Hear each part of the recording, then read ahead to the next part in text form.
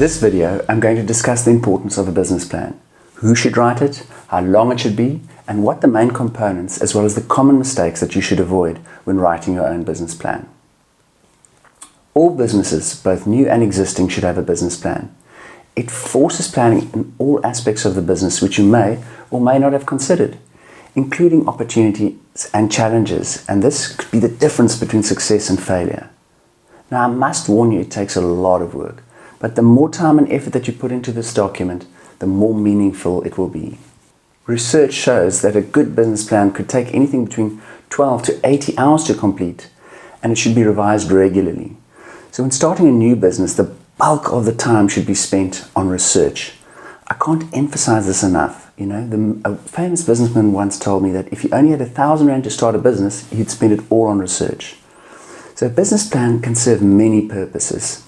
For example, it can be used as a guide to the business or to present to banks to secure finance, to entice investors if you're looking to sell equity in your business.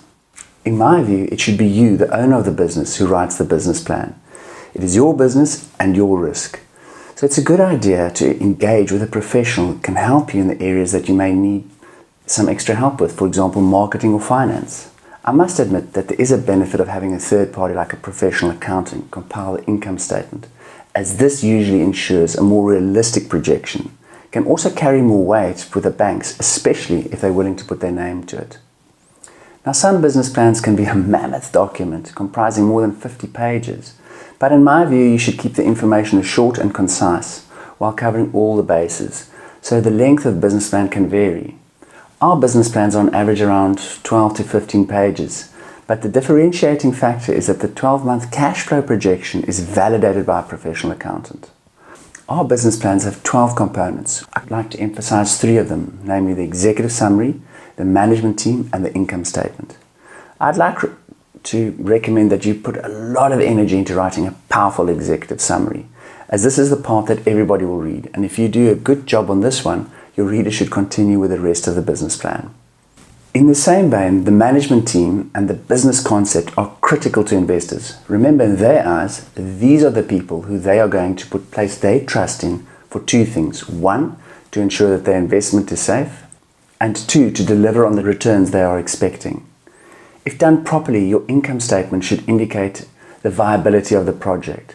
And this is because all the income and all the expenditures should be included in this projection, which should clearly show the profit and loss.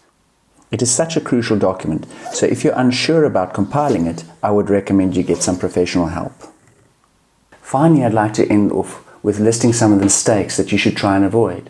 First of all, don't confuse cash flow with profits. Limit your focus areas to between 3 and 4, not 20 areas. An idea alone is not a business plan. You must show how you're going to achieve it. And keep your financial projections realistic and keep it short and focused. After finalizing your business ideas and preparing your business plan, the next focus area will be on raising finance. And I'll discuss this in the next video. So until next time, remember, we are here to help.